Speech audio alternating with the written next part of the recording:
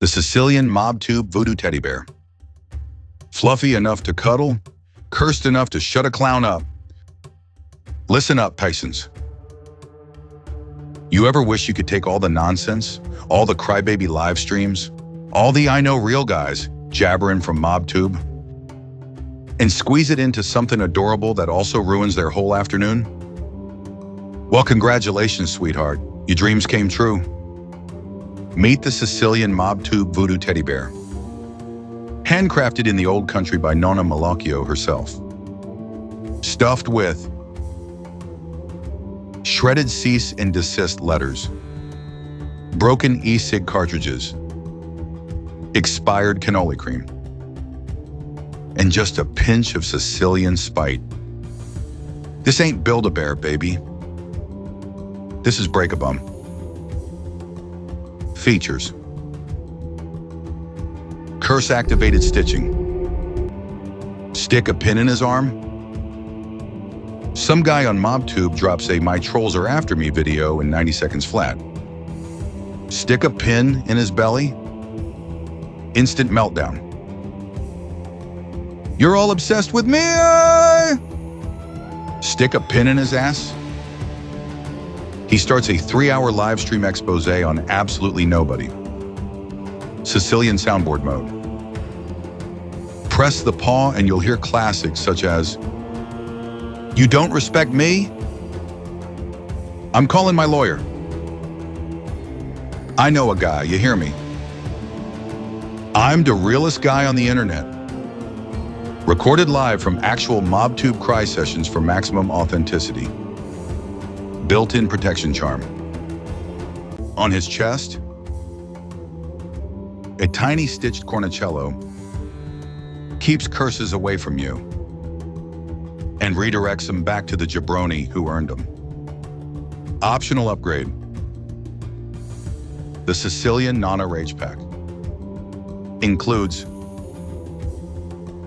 wooden spoon for disciplinary blessings, a mini rosary that rattles when liars lie, a bag of cursed oregano, do not use in food unless you're mad at someone, customer reviews, Mikey the Hammer, Long Island, Poke the Bear, the guy went live crying about shadow banning, beautiful, Deb Roberts, Utah.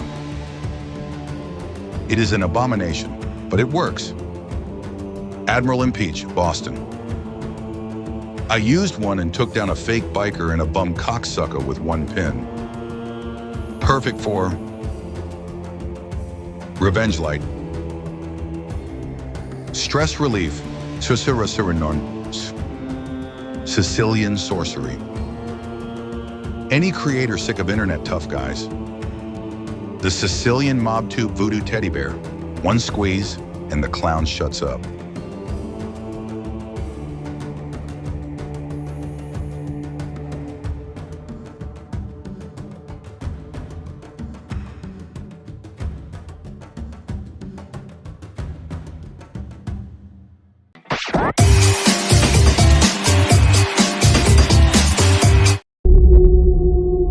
In a world of shadows, where fears take flight, let's journey through horrors in the dead of night. A car in the rain, under night's deep frown, drives alone, lost as the storm bears down. A child and a drain, where dark secrets float, in the echo of laughter, where nightmares gloat. Long halls of silence, where whispers call, echoing madness in the endless hall.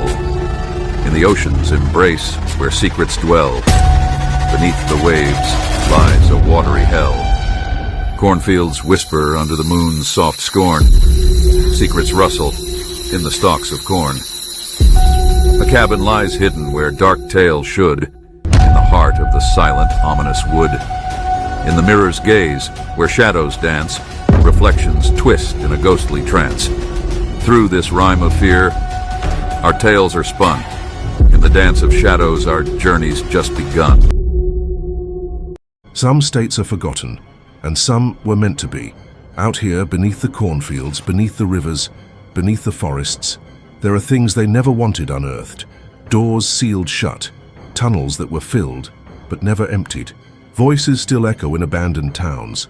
Lights still flicker from lakes that swallowed entire cities. And sometimes, the footsteps you hear in the forest aren't behind you, they're beneath you. These aren't legends. These aren't ghost stories. These are records, witness statements, documents, and places you can still find if you know where not to look. So lock your doors, put on your headphones, and pull the blanket up tight, because after this, you'll never see Iowa the same way again. The Van Meter Visitor, the winged thing that Iowa tried to forget.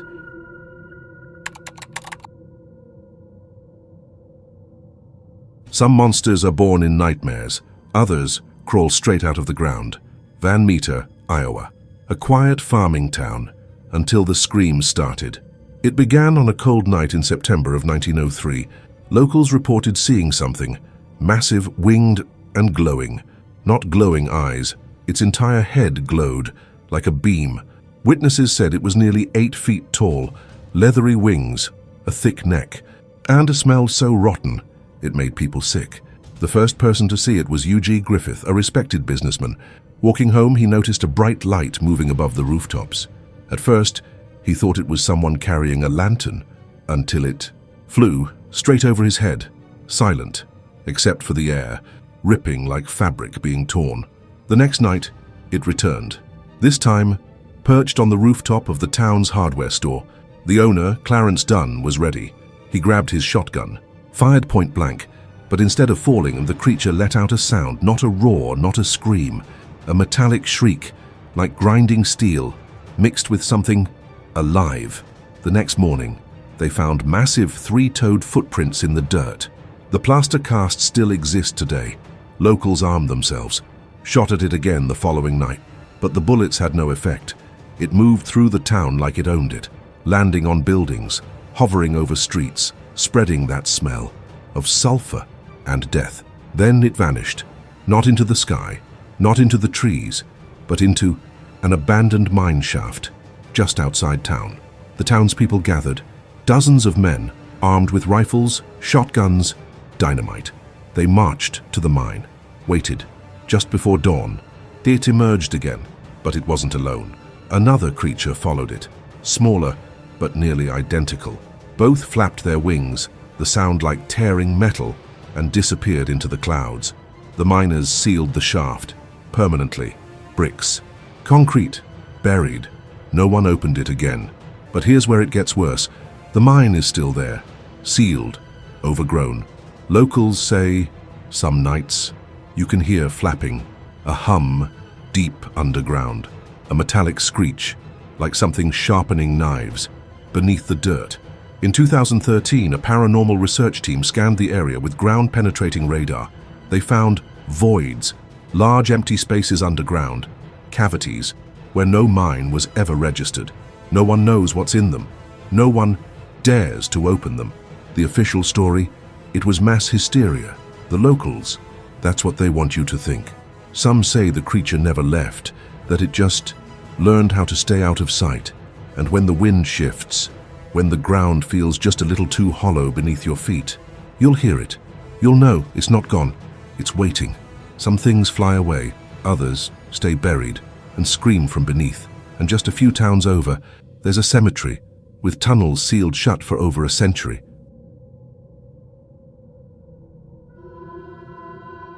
The screams beneath Oakland Cemetery, the locked tunnel no one opened again. Some places echo grief. This one amplifies it. Oakland Cemetery isn't the kind of place people avoid. It's old, beautiful even, rows of Victorian headstones, marble angels, a famous statue known as the Black Angel, cursed according to locals. But it's not the angel that keeps people awake at night. It's the screams from beneath. The story starts in the late 1800s. A network of tunnels was constructed beneath the cemetery, not for the living, not for escape, but for storage. In Iowa's brutal winters, the ground froze too solid to dig graves, so the dead were stored underground, in sealed, cold chambers, until spring. Then, something went wrong. In 1898, workers reported voices, not whispers, not footsteps, crying, panic, screaming from behind the brick walls. At first they blamed the wind, echoes, shifting earth, until one worker pressed his ear to the wall and heard pounding, rhythmic, desperate, like fists and against stone. When they opened the nearest chamber, there was nothing. No body, no damage, just silence. But the pounding moved to the next wall and the next, like something running, room to room, trying to get out. Records show the tunnels were sealed in 1907. Concrete, brick, filled and forgotten, or meant to be forgotten. Because in 2011, a group of amateur explorers lowered a microphone through an old maintenance shaft. What they captured defies explanation. A low hum, then a voice, muffled, distorted, but clear enough to transcribe, "It's still here, help," and then a scream, high, raw, human, before the audio cuts to static. When they returned the next day, the shaft was welded shut. No explanation. No warning, just gone. Locals say you can still hear chains dragging but there's no one there. Footsteps from beneath the ground, following as you walk the paths above. A distant, metallic knocking, always in threes, always from just below. Paranormal investigators brought ground-penetrating radar in 2015. They found hollow spaces that don't match any known maps, structural anomalies that shouldn't exist, and in one section, a heat signature, not mechanical, not animal, warm, human-shaped, and moving. The city denies the tunnels are still accessible. No comment, no tours, no plans for excavation. But locals know the truth. The tunnels are still there, and so is whatever they locked inside. Some things stay underground. Others are hidden beneath the water. Just beyond the forests, there's a lake that swallowed an entire town, a town that still tries to surface when the droughts come, and sometimes it brings something back with it.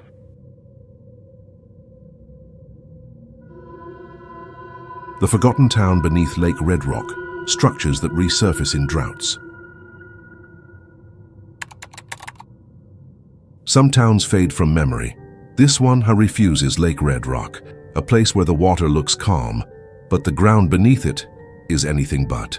Because what most people don't know is that beneath the surface, there's an entire town. In the early 1960s, the U.S. Army Corps of Engineers built the Red Rock Dam to control flooding along the Des Moines River. To do that, they didn't just flood empty fields.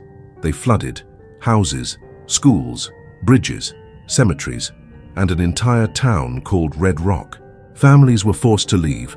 Some homes were demolished, but others' bads were left to drown. And here's where it gets worse. When the droughts come and the water drops low enough, things start to resurface. Locals report seeing foundations of houses, sidewalks that lead into the water, gravestones and broken or half-submerged, staircases that climb into nothing. But it's not just structures, it's sounds. Fishermen tell stories of hearing church bells, children laughing, footsteps, splashing in shallow water when no one is there. In 2012, during one of Iowa's worst droughts, a kayaker exploring the exposed shoreline found something wrong. A corner of concrete, but not a foundation. A room, perfect angles, smooth walls. A doorway leading straight into the lake. When he paddled closer, he swears he heard it. A voice, faint, female, singing, not words, not a song, just a sound, and then splashing behind him. When he turned, there was nothing. He marked the spot, took photos, but when he came back the next day, the water had risen, just enough to cover it. Locals say the lake doesn't give everything back at once. It just shows you enough to remind you it's still there. Divers report equipment failures. Radios cut out, compasses spin, and more than once, kayakers have said they saw a light under the water, small, pale, moving, slowly. In 2018, satellite images during a record drought showed shapes, not natural, not random, straight lines. Perfect corners, something still standing under the water. The Army Corps denies any remaining structures. There is nothing dangerous beneath the lake. Locals disagree, because sometimes the water drops, and what comes back should have stayed buried. Some things are hidden beneath water, others Wait in the trees. Deep in the forests of Black Hawk, people hear things. Whispers, footsteps, and voices that always seem just behind you. Because in the woods, not everything you hear wants to be found. The howling forest of Black Hawk, voices between the pines. Forests are supposed to be loud, birds, wind, leaves cracking underfoot, but here, the silence feels wrong. Black Hawk State Park, a peaceful trail by day. By night, it becomes something else entirely. Locals call it the Howling Forest, not because of wolves, not because of wind, but because something calls back. It starts simple, footsteps, not yours, but synced with yours. Every time you stop, it stops. Then the whispers, not words, not voices you recognize, just a sound, close, too close. In 1947, the first police report was filed. A man hiking alone called for help, claiming someone was following him. When authorities arrived, he was gone. No footprints, no gear, just his car, still parked at the trailhead. His body was never found. Since then, the stories grew darker. Campers reported children laughing from nowhere, a woman crying just out of sight, heavy breathing from behind trees when no one was there. In 1992, a group of college students spent the night near the Southern Ridge. At 2:13 a.m., one of them left the tent, claiming to hear someone calling his name. It sounded just like me. Same voice, same tone. It was me. When he didn't come back, the others followed and saw it. A figure, tall, thin, standing perfectly still between the trees. No face, no color, just black. When they shined their flashlight, it vanished. By morning, they packed up and left. Two of them never returned to the park again. The third refuses to talk about it. Locals have a saying, if the forest feels too quiet, you're not alone, you're being hunted. Hikers describe a moment every time, when the wind stops, when the leaves stop moving, when every sound gets swallowed, and in that moment the howling starts. Low, guttural, a sound that feels like it's coming from inside your own head. In 2017, an experienced outdoorsman caught audio of something that still hasn't been explained. A deep hum, then a voice, not a scream, not a growl, a sentence. Stop walking, 3 words, followed by a howl, a sound so loud, so close, his mic overloaded, and then footsteps, circling him, fast. But there was nothing there. Park rangers don't patrol the forest after sundown anymore. It's not safe. Not because of animals, because of something else. Some say it's the spirits of the displaced. Some say it's an echo of something older than the forest itself. But locals agree on one thing. If you hear something call your name, don't answer. Not here. Some things whisper from the trees. Others never left the house. Just one town over, there's a house where the doors still shut on their own, where footsteps never stop, where the sounds of that night never left, because what happened there was too violent to ever go silent.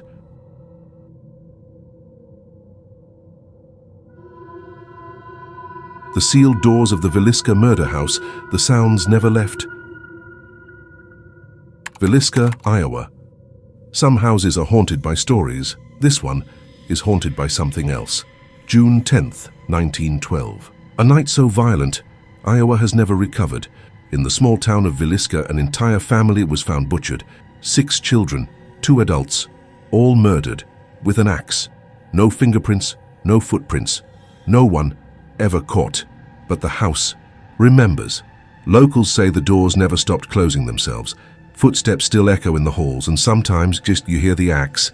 Visitors report heavy footsteps pacing between rooms, doors that slam with no wind. Children's voices whispering, he's back. The walls are original. The floors still stained in places where blood was scrubbed, but never fully gone. In 2004, a paranormal investigator spent the night alone. At exactly 2:17 a.m., his audio recorder captured a low dragging sound, footsteps, then a voice. Don't open the door. The next morning, he was found by staff, unconscious, no injuries, no explanation. When asked what happened, he refused to speak. He left the state, never returned. Multiple documentaries attempted to film inside.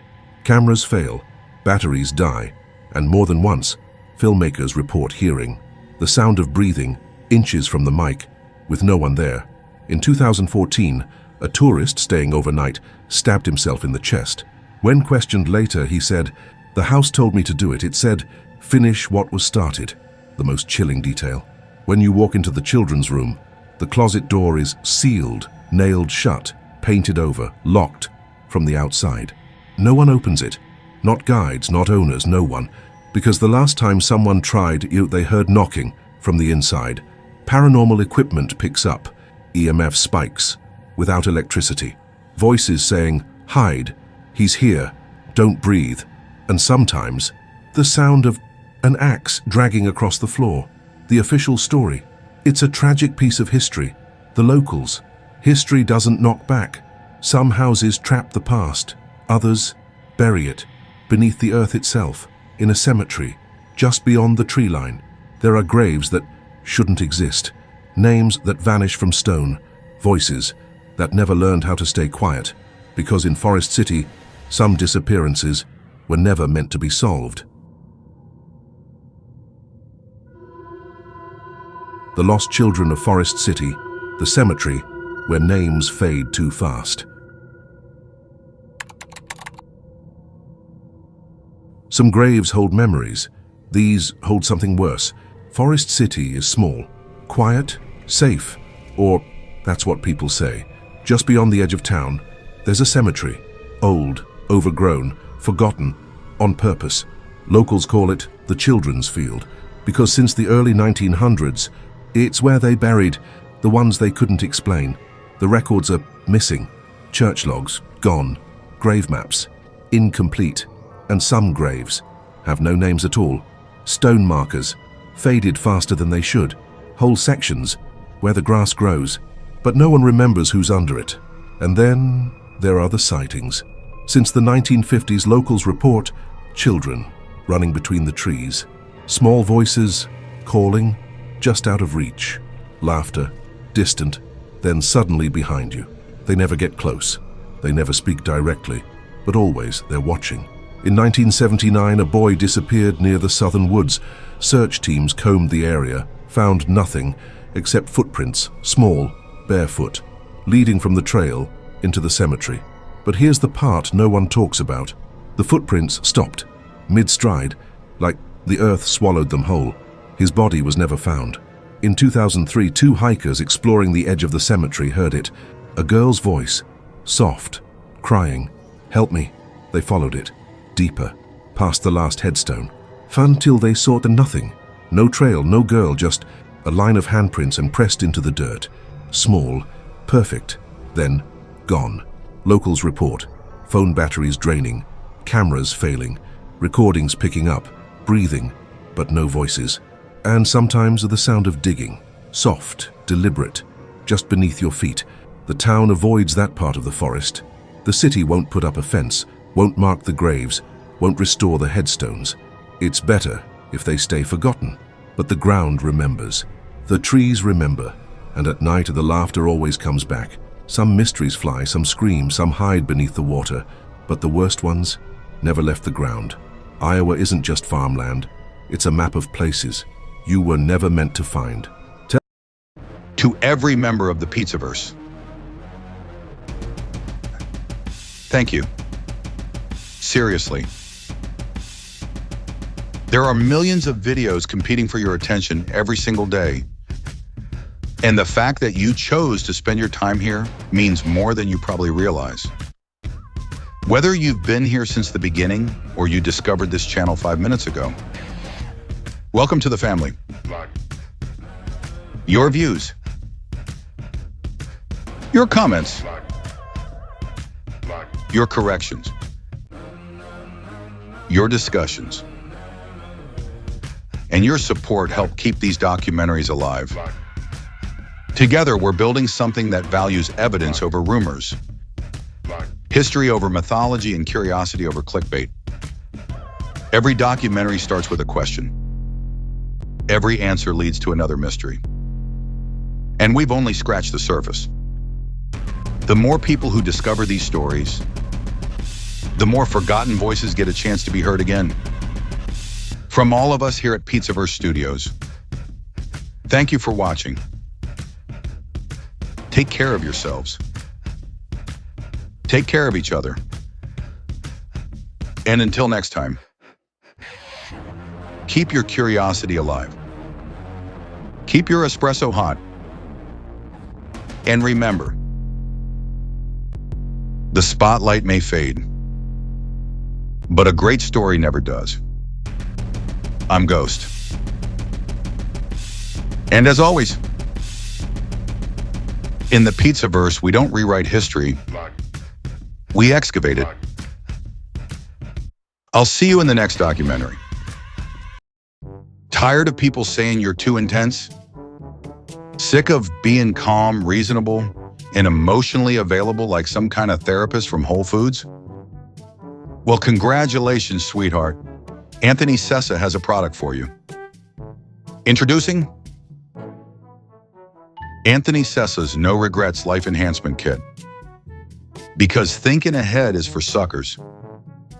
This bad boy comes with a figurative briefcase full of bad decisions, a selective memory filter, remembers the glory, forgets the indictments, a pair of metaphorical blinders so you never see consequences coming, and a one-way loyalty hotline. You're loyal to everyone, nobody's loyal to you. Just take one dose and suddenly you're trusting the wrong guy, saying he's solid about a guy who absolutely ain't, and realizing way too late that you should have stayed home. Side effects may include paranoia, hindsight clarity, sudden realizations, and saying, I probably should have seen that coming. During one Hamai warning. Do not mix with common sense, patience, or surviving into old age. Anthony Sessa's No Regrets. Available nowhere. Refunds not accepted. Lessons learned separately. Anthony Sessa. Because history needed a cautionary tale. And buddy, you nailed it.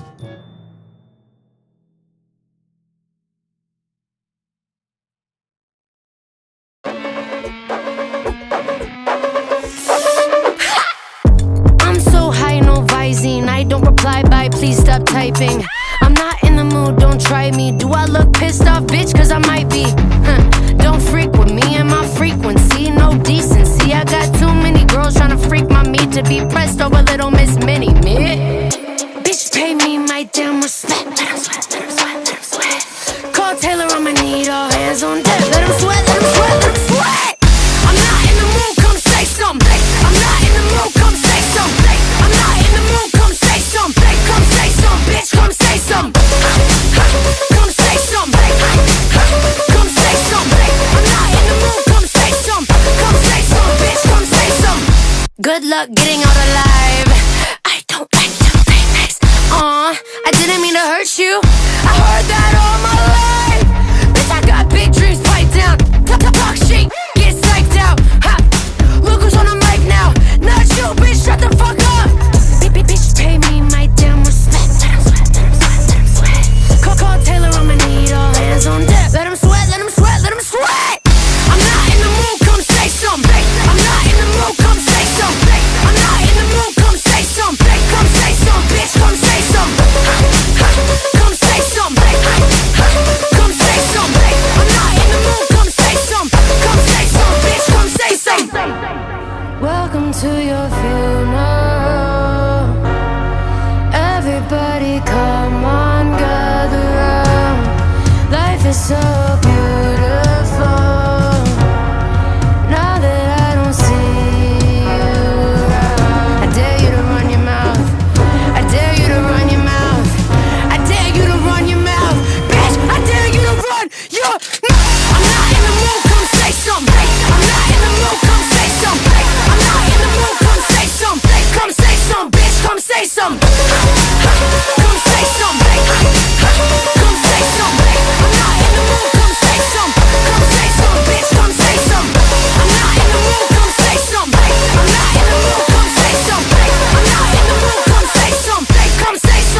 Come say something.